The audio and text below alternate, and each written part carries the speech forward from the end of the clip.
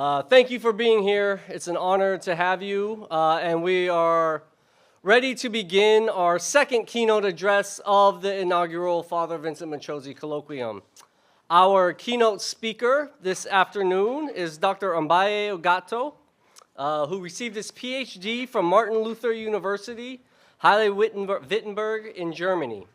Also completed multiple postdoctoral fellowships at the Max Planck Institutes for Social Anthropology and Demographic Research at the same place. He's been a visiting scholar at the Frobenius Institute for Cultural Anthropology at the Goethe University in Frankfurt.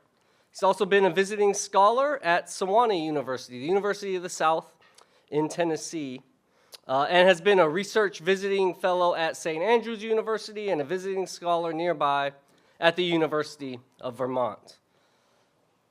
Dr. Ogato's written and published in academic journals on issues related to conflict, identity politics, and displacement, and has co-produced films focused on the history of Ethiopia, including films about Haile Selassie and Rastafari religion. Ambaye Ogato has been heavily engaged in most of the peace processes in Ethiopia in recent years, notably the peace initiatives that have been carried out by the elders between Amhara and Tigray people, Somali and Afar people, the central government and the Tigray People Liberation Front, and the Oromo Peace Initiative, sometimes known as the Ambo Peace Accord, as well as others. He's one of the founding members of the Multi-Stakeholders Initiative for National Dialogue in Ethiopia, which was at the forefront of setting a groundwork for the birth of the Ethiopian National Dialogue Commission.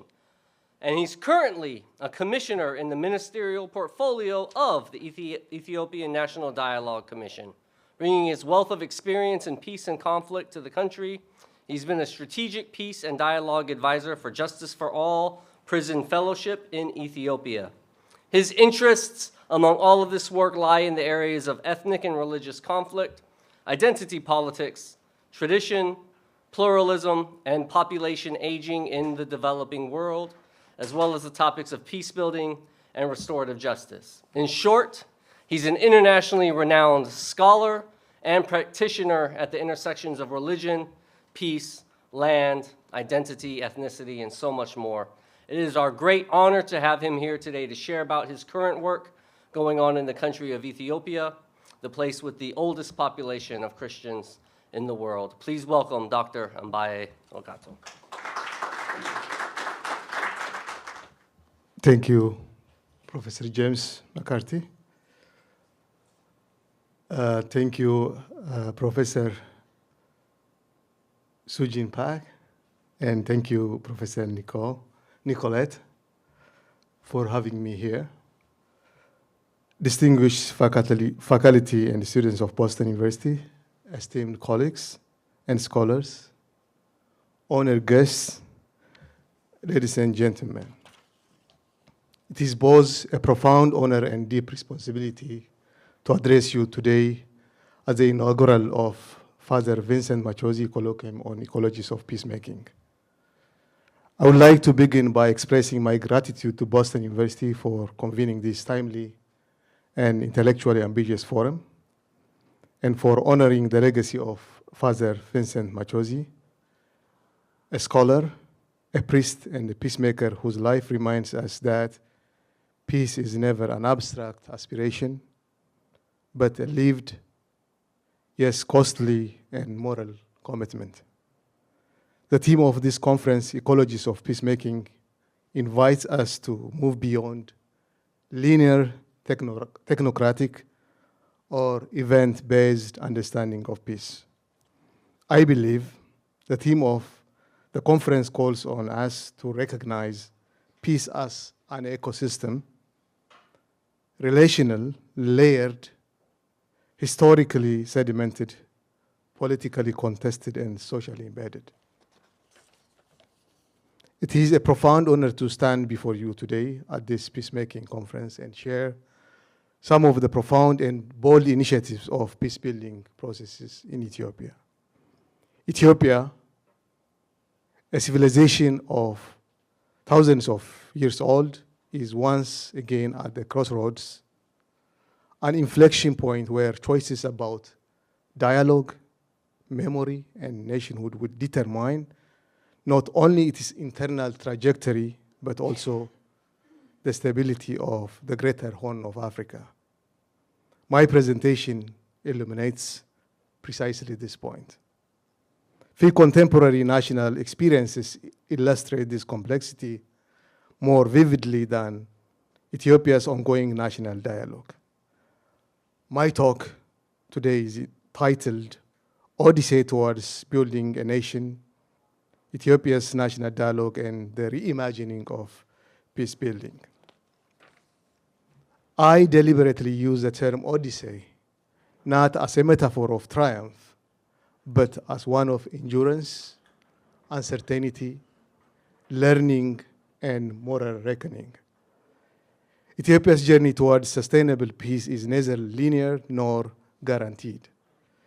Yet, it is bold, very consequential, and above all, nationally owned.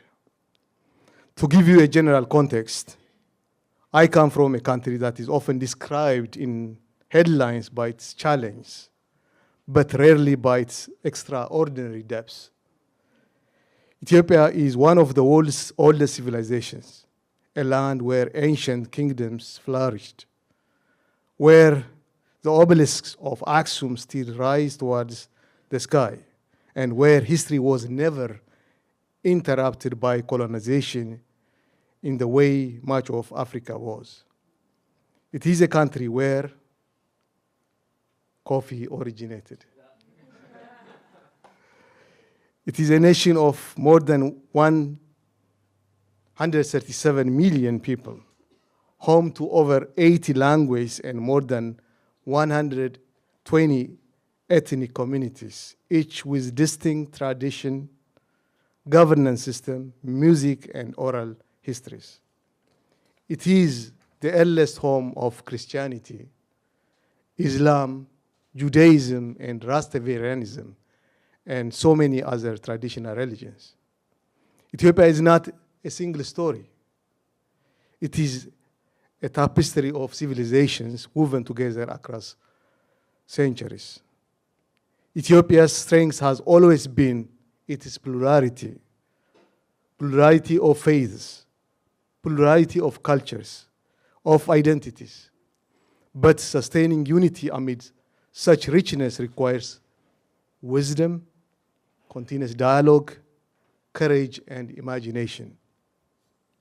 Hence, peace building in Ethiopia is not simply about ending conflict. It is about nurturing trust across difference, transforming historical grievances into shared purpose and future. As hinted above, Ethiopia is an old civilization with an extraordinary historical depth and diversity. Yet, it is also burdened by long unresolved contradictions and painful yearning for peace. The yearning for peace is often characterized and shaped by bloody, recurrent conflicts, entrenched political contestations, perpetually unaddressed and unresolved questions of identity, power, memory, and belonging. In the middle of Ethiopia's predicament lie competing and often contradictory visions of the future, competing and contradictory interpretations of the past. For some, Ethiopian history is a story of unity and continuity. For others, it is a story of marginalization and exclusion. These divergent narratives are not merely academic disagreements. They are lived experiences that shape political mobilization, grievances, and conflicts. Moreover, what makes the Ethiopian situation more complex is its regional significance and being home of a transboundary societies. Ethiopia is not just another post-conflict state. Ethiopia sits at the geopolitical heart of the Horn of Africa, a region where instability rarely respects borders. What makes Ethiopia particularly significant for peace building is its cross-border social ecology. Its people do not end as the nation-state boundary. For example, Somalis live across Ethiopia, Somalia, Djibouti, and Kenya. The Afar communities or the Afar ethnic groups, they live in Ethiopia, in Djibouti, and in Eritrea. The Oromo population, one of the largest ethnic groups, they live in Ethiopia and in Kenya. The Nuer, they live or they inhabit Ethiopia, Sudan, and South Sudan. These are not marginal facts. They mean that Ethiopia's internal conflicts reverberates regionally, and that any durable peace in the Horn of Africa is inseparable from Ethiopia's internal cohesion. Peace building in Ethiopia, therefore, is not only a domestic imperative, it is a regional public good. That's why our discussion here today is not merely academic, it is profoundly human. It concerns the lives of millions who have endured war, displacement, grievances, and struggles over so many complex and contradictory narratives. It concerns a country with proud history and people, an old civilization, yet with unresolved fundamental questions of state identity, constitutional order, and collective future. The likes of John Paul Lederach, who wrote extensively in peace building, have long recognized some similar dilemma Ethiopia faces today. Lederach reminds us that durable peace requires addressing not only the visible manifestations of conflict, but also the relational and historical patterns beneath them. Similarly, scholars of national dialogue, from Adam Perseworski to Valery Bunce, have emphasized that unresolved foundational questions of the state often resurface violently when left unaddressed. Ethiopia's past nation-building projects, while producing moments of state consolidation, remain flawed and incomplete. They often privilege elite bargains or elite impositions over societal consensus, administrative integration over social legitimacy, and stability over justice. Moreover, Ethiopia's modern political crisis is not a recent phenomenon. As I tried to highlight earlier, across decades, contestation around governance, identity, and state formation has remained unresolved. As scholars like Baharu Zaude and Marera Gudina have argued, Ethiopia's political history is marked by competing narratives of nation building: imperial, revolutionary, ethnic, and civic, each claiming legitimacy while failing to provide a shared framework for all.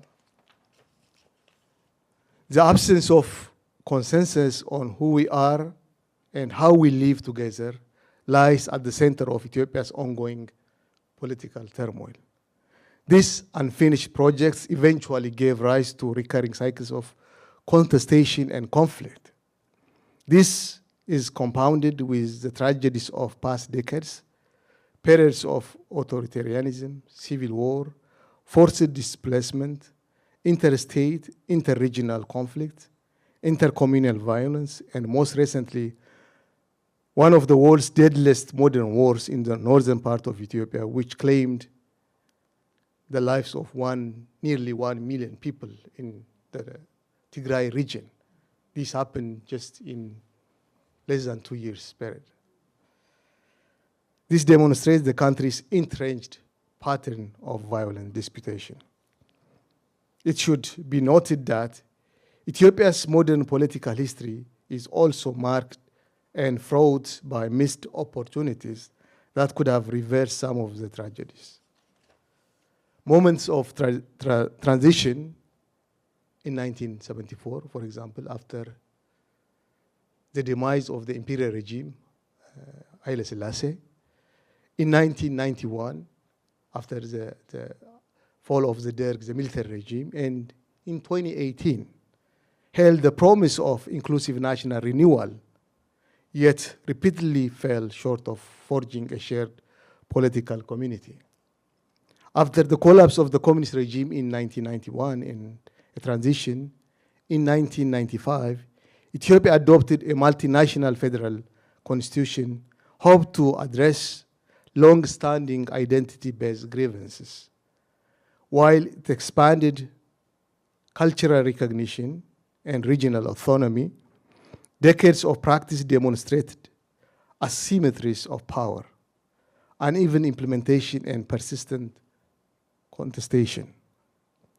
Federalism, as scholars such as Louise Allen have shown, did not fully resolve Ethiopia's founding questions.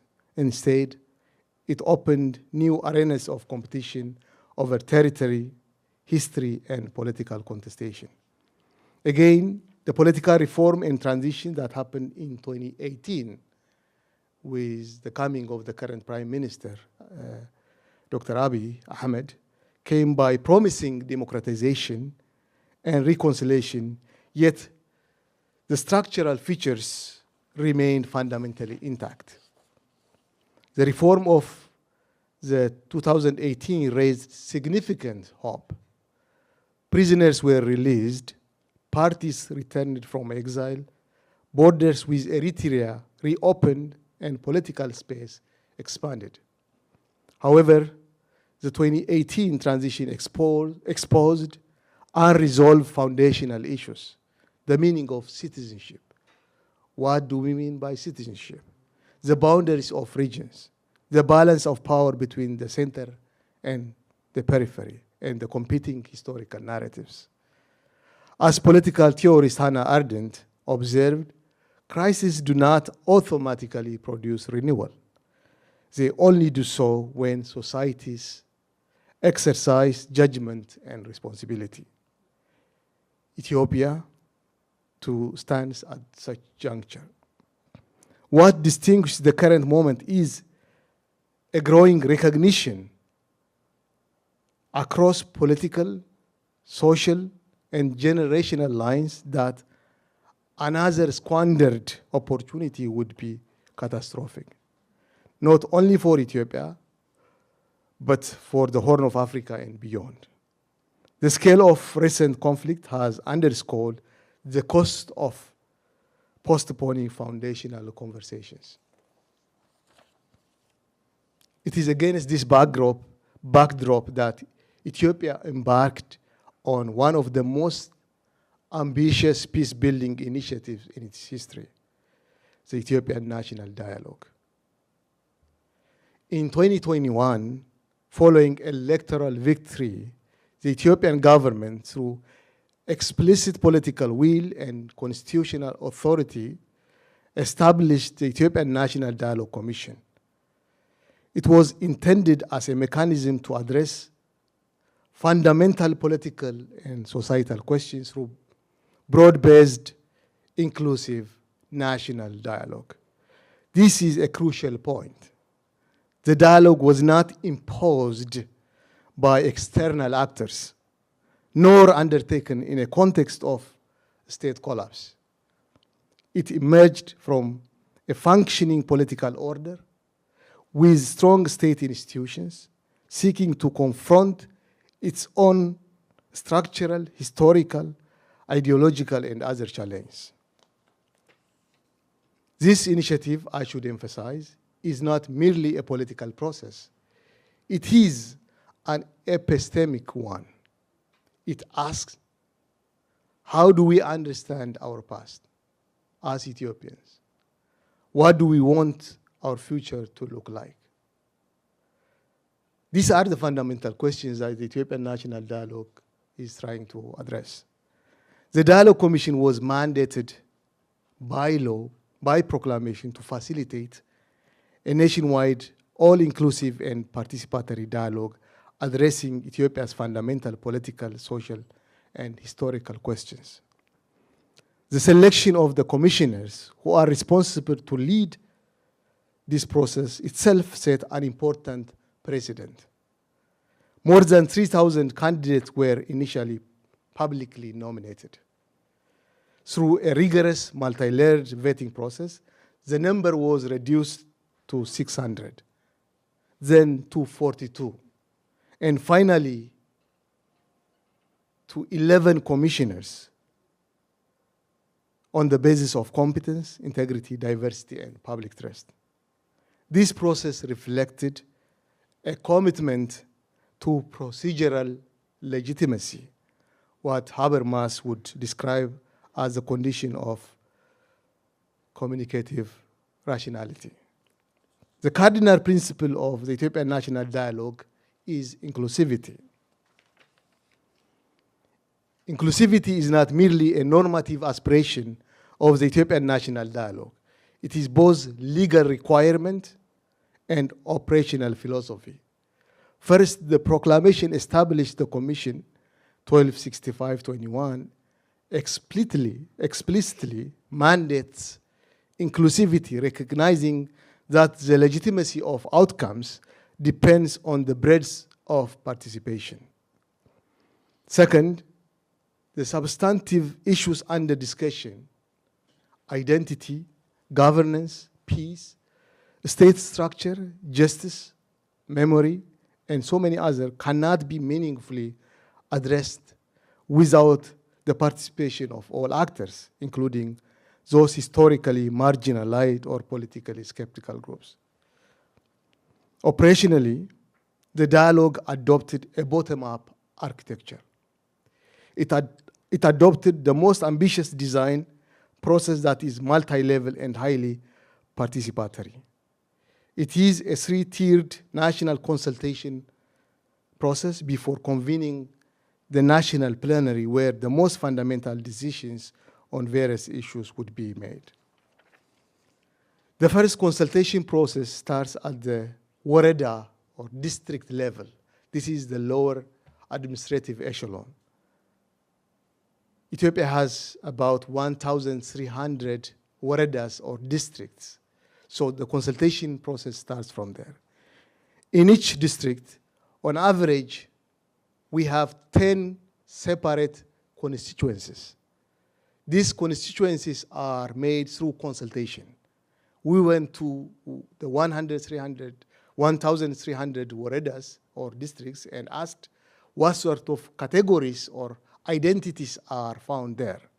So through consultative processes, we've come out with 10 separate constituencies, including elders, women, youth, religious leaders, teachers, persons with disability, merchants, farmers, pastoralists, marginalized groups, internally displaced people, and civil servants.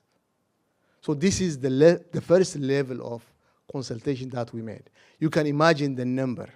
We have 1,300 districts. In each district, we have 10 separate constituencies.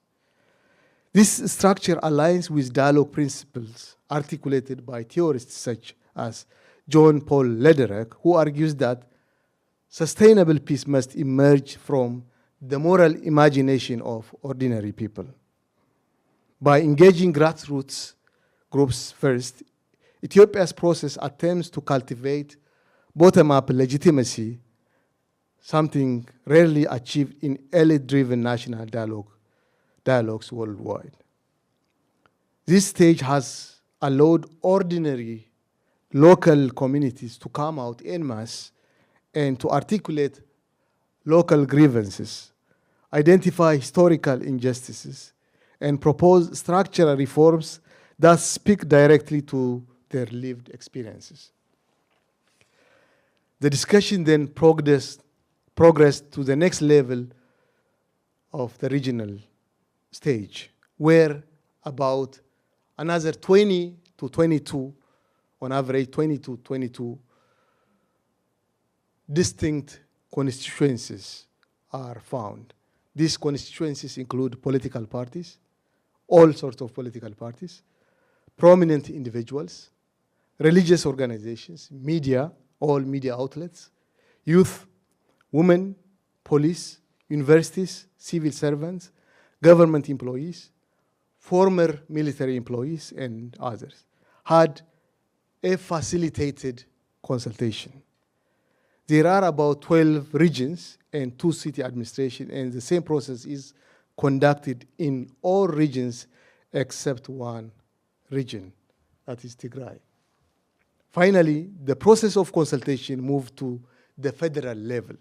This is the third tier, incorporating about 36 distinct constituencies or categories, including different federal institutions and organizations, the federal government, and all the regional presidents and all ministers represented, the military people, the police, university professors, all were in attendance.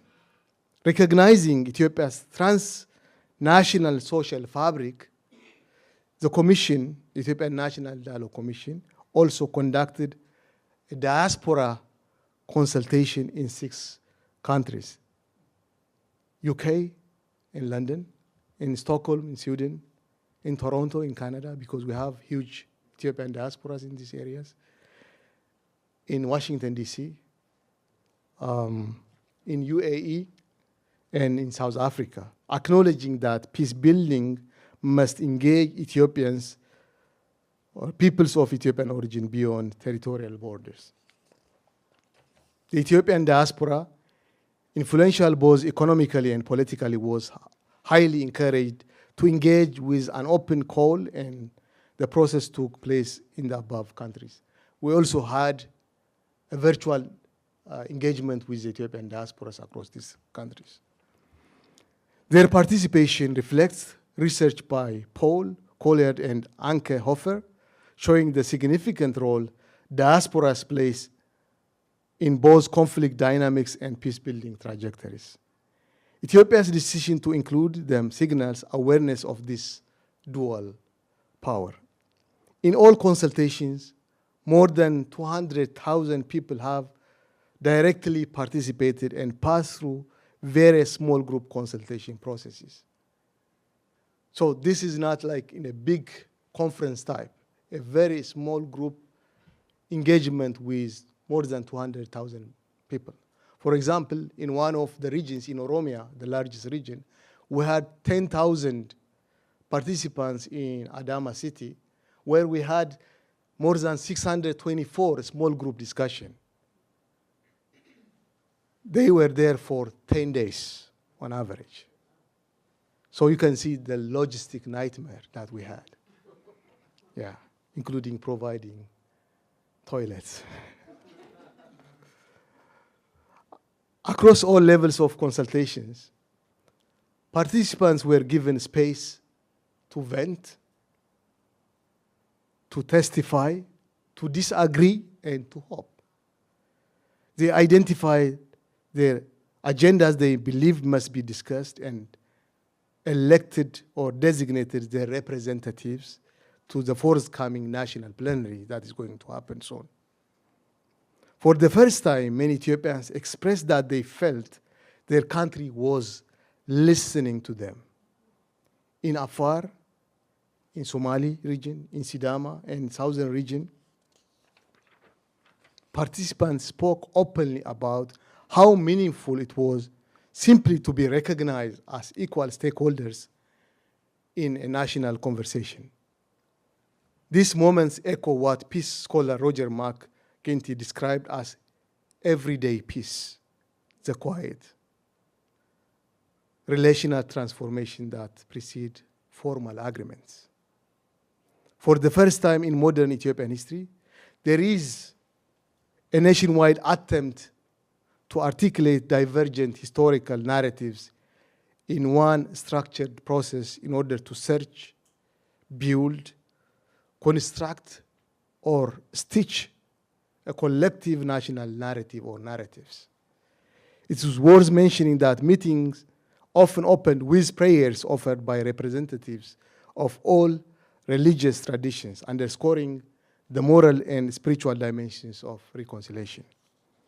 Unsurprisingly, diametrically opposed position on various issues emerged. Narratives of grievance set alongside narratives of resilience.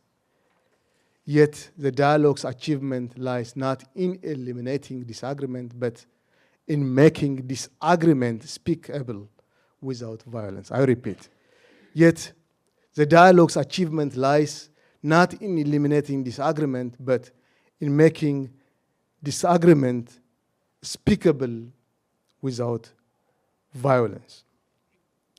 The process has not been without challenge, though.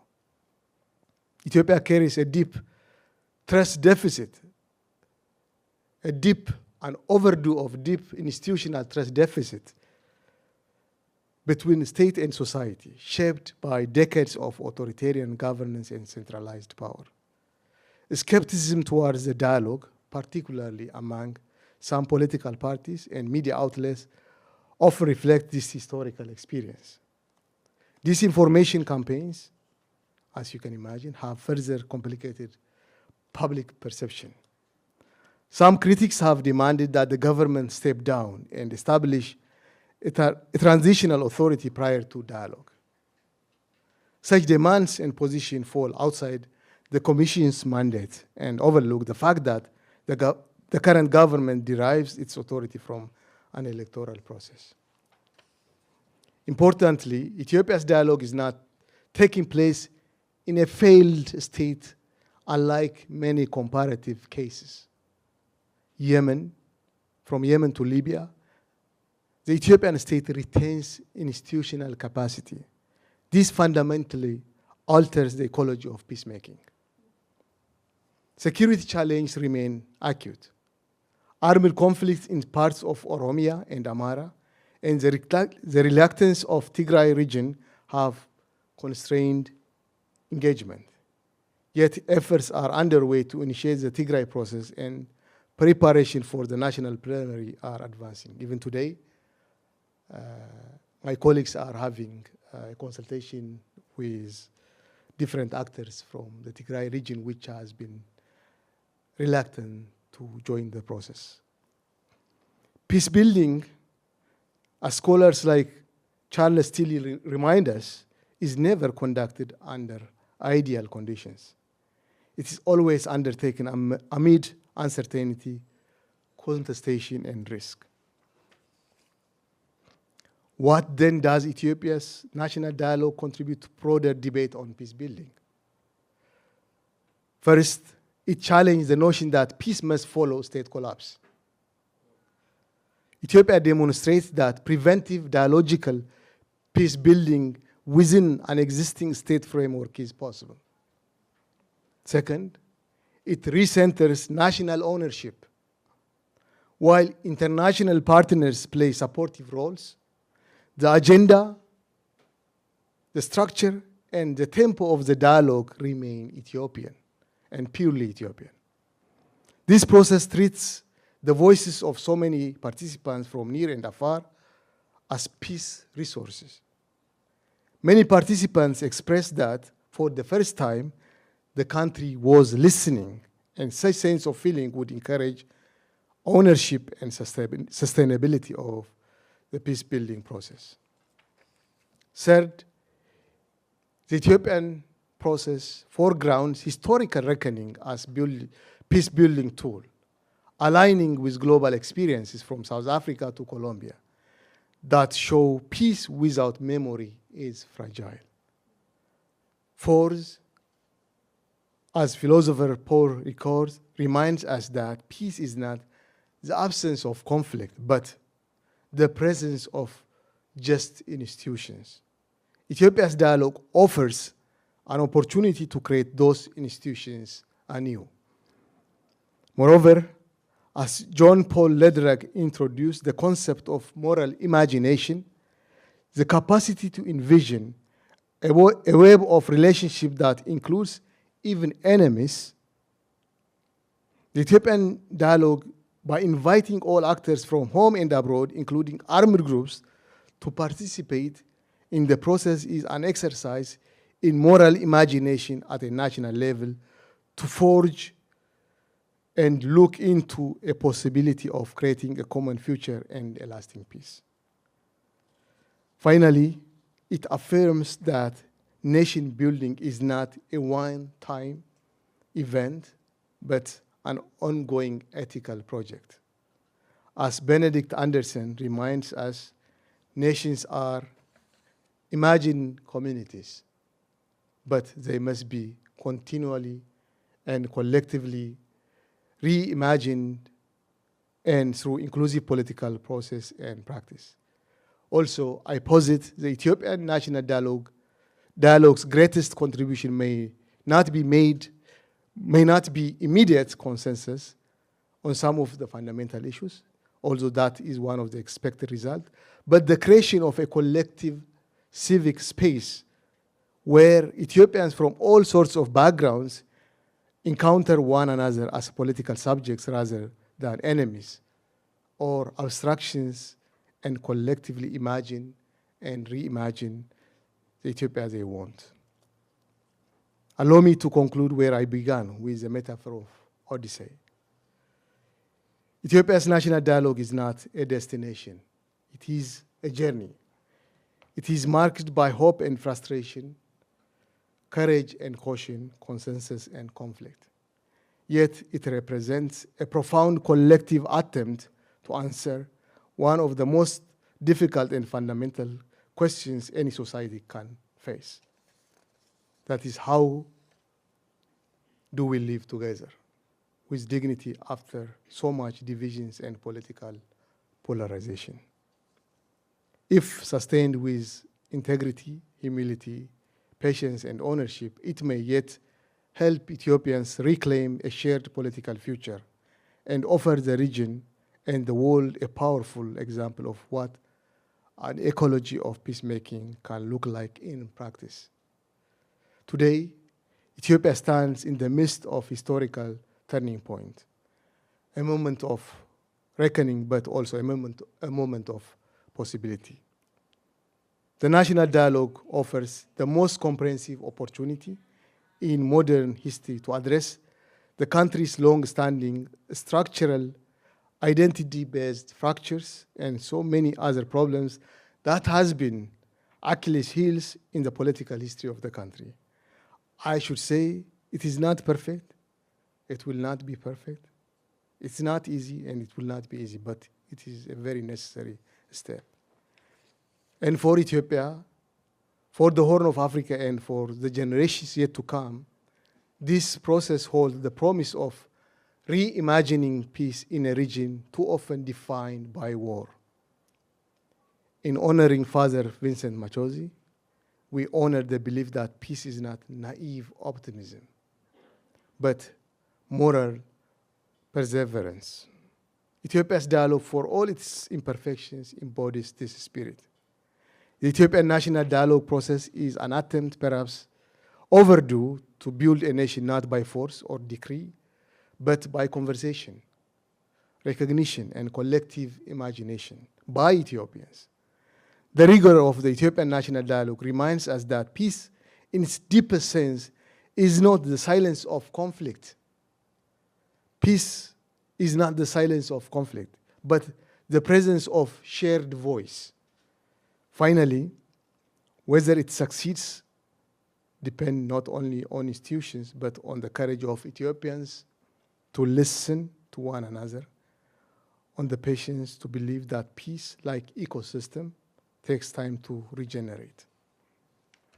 Yes, Father Vincent Machozi stood for dignity, accountability, and unwavering defense of the voiceless. He taught us peace without truth is only a fragile illusion.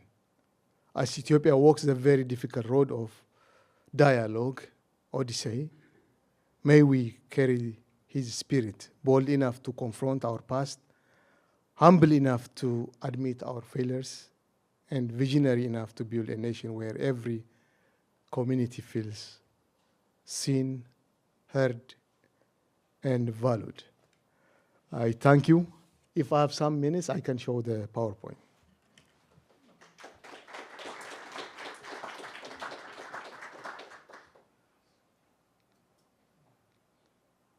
So this is the first day of swearing in of the commissioners in the parliament.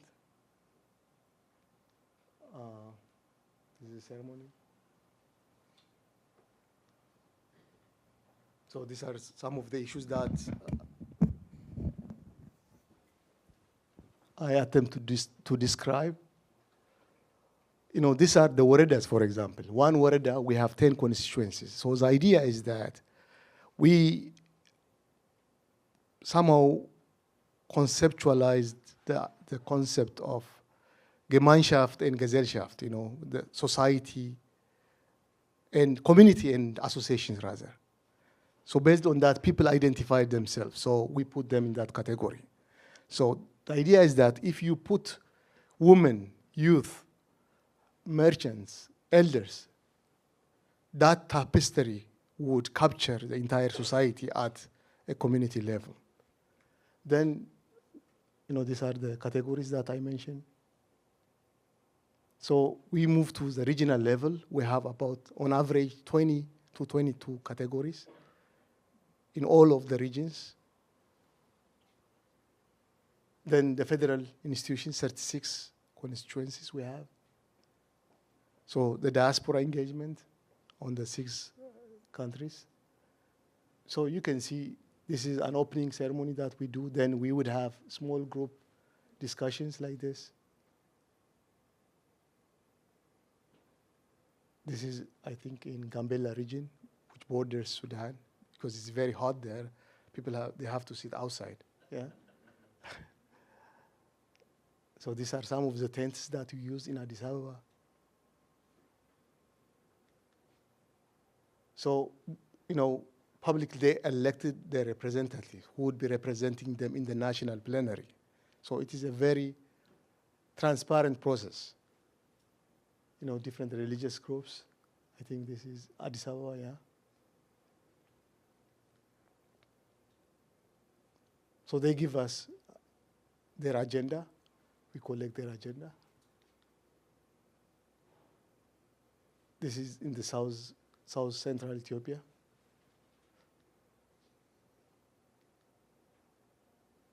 So you can see small group discussions. All these are recorded. We have the video, the voice, and everything. Oh, these are the regional presidents of the 12 regions. So they are having their separate meeting with the people. This is in Gambela region. Okay. You can see Somali region, because it's very hot there. People were discussing under a tree. Yeah. Here also, I think, in Afar.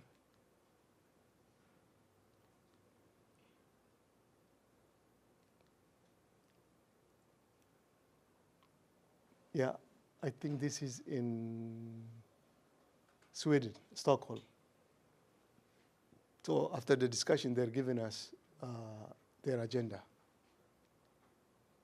These are the military generals discussing, you know, amongst themselves. This is, I think, in Washington. Yeah, in Washington, D.C., in what is this famous hotel there? I forgot the name. Watergate. Watergate, yeah. Yeah.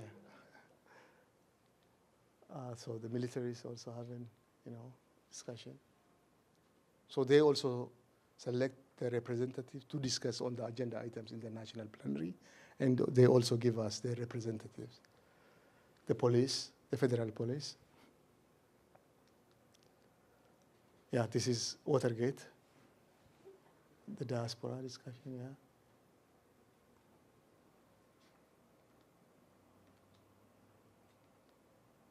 Yeah. So one thing that I have to mention is that we collect agendas through various means. People could directly send agenda to us. We collect agendas through public consultation like this. We also look into dozens of research done on Ethiopia. We collect those. Individuals could send us, institutions could send us, parties could send us agendas. So there is no filter of agenda items. So you can imagine tons of agendas that we have. So sometimes I joke with my friends, after joining the Ethiopian National Dialogue, my ear got bigger and bigger because I've been listening so many things. So this is what we've been doing, and thank you very much.